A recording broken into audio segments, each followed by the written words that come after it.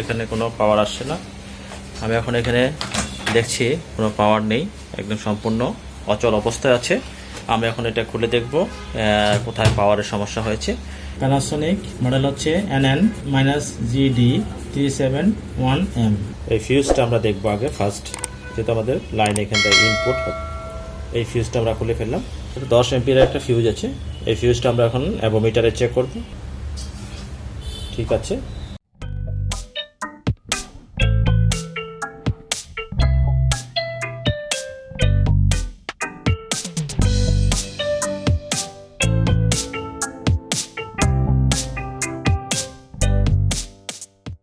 এই প্রবলেমটা আমরা এখন পাওয়ার যেহেতু আসছে না, আমরা এখন এই পার্সেন্টেজ পাওয়ার সাপ্লাইটা আমরা আগে চেক করব। তেলাপোকা এটা নষ্ট করেছে।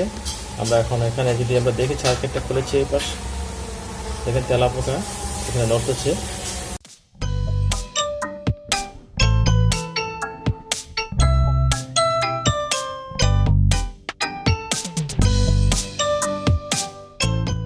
আমরা প্রত্যেকটা যে এখানে এই যে তেলাপোকাগুলো যে পায়খানা শর্ট করে ফেলে সার্কিটগুলো, আমরা এইগুলো প্রত্যেকে এগুলি সুন্দর করে এগুলি একটা স্ক্রুড্রাইভার দিয়ে ভালো করে এই শর্ট সার্কিটগুলো যে পায়খানা ছিল যে এখানে এগুলোকে ঘষে ঘষে এই দাগগুলোকে উঠে ফেলতে হবে এবং এই সার্কিটগুলো শর্ট সার্কিটগুলো সরাই দিলে ভালো করে এগুলো পরিষ্কার করে দিতে হবে। পরিষ্কার করে দিলে আমরা এখন এই সার্কিটটা রেডি হয়ে যেতে পারে। আমরা সেটাই করছি যাতে রেডি হয়ে যায়, সেই কাজটা আমরা এখন করে নেব।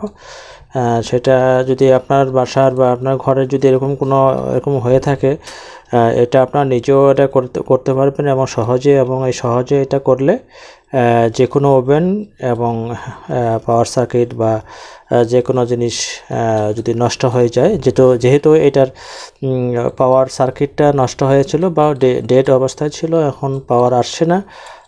তার জন্য আমরা এটাকে ক্লিন করে নিচ্ছি সবগুলা পায়খানাগুলো ভালো করে। এগুলো আমরা ভালো করে এগুলা সব জায়গাগুলো প্রত্যেকটা যেখানে পায়খানা করেছে আমরা সেগুলা ভালো করে আমরা এভাবে পরিষ্কার করে নেব। আমরা এখন এটা মধ্যে কম আছে বা যেখানে থাকবে সেখানে ভালো করে একটা স্ক্রুড্রাইভার দিয়ে আমরা এখানে ভালো করে পরিষ্কার করে নেব প্রত্যেকটা জায়গাগুলো। এই যে এখানে কালো কালো দেখা যাচ্ছে, এগুলো হচ্ছে পায়খানা করে এগুলা। এই যে এগুলো ভালো করে পরিষ্কার করে নিতে হবে। এই যে এখানে দেখা যাচ্ছে, এগুলো আমরা ভালো করে এটা পরিষ্কার করে দেব।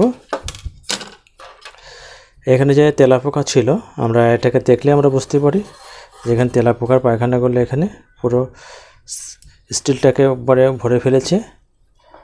আর আমরা যদি এখানেও দেখি, এখানে দেখেন প্রচুর এখানে পায়খানা করা আছে, ময়লাগুলো।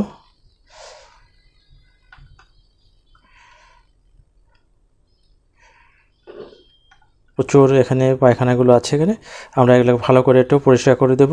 অক্টেন নিয়েছি, আমরা তুলা নিয়েছি, এটাকে ভালো করে আমরা এটাকে এভাবে ভালো করে এটা ক্লিন করব, যাতে কোনো জায়গায় ময়লা না থাকে।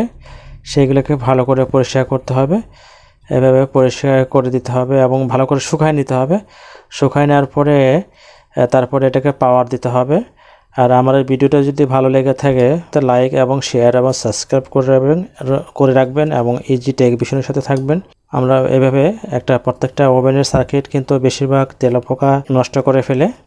এটা আমরা সবসময় একটা তেলাপোকা যদি এরকম কোনো সময় নষ্ট করে, তাহলে এখানে ন্যাপথলিন ওভেনের নিচে দিয়ে রাখতে হবে, বা যেখানে ব্যবহার করে আশেপাশে বা বোরিক পাউডার আছে, বোরিক পাউডার ছিটিয়ে রাখলে তেলাপোকা আসবে না। এটা একটু খেয়াল রাখবেন। এটা যদি আপনারা নিজে করেন তেলাপোকা আসবে না। এরকম প্রত্যেকটা জিনিস এটা এভাবে করে দিলে তেলাপোকা আর আসবে না। আপনার সার্কিটটা নিরাপদ থাকবে এবং জিনিসটা ভালো চলবে, সেদিকে খেয়াল রাখবেন।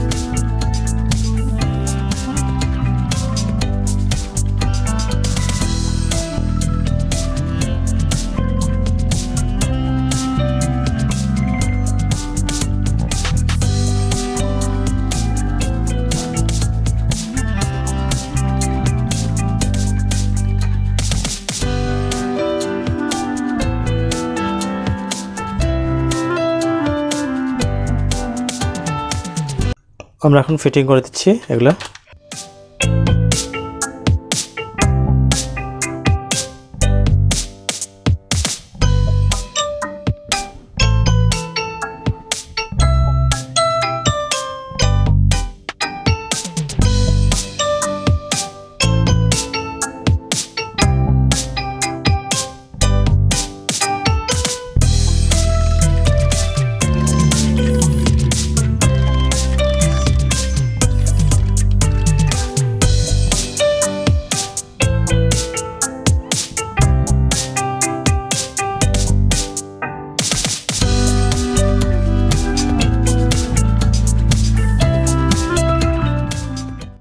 এখানে পাওয়ার দেওয়া হয়েছে, ওকে করে ফেললাম।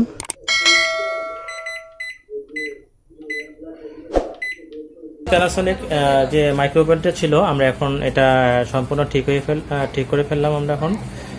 আমরা এখন এটাকে স্টার্ট করছি। এটা চলছে, ভিতরে দেখা যাচ্ছে চলছে।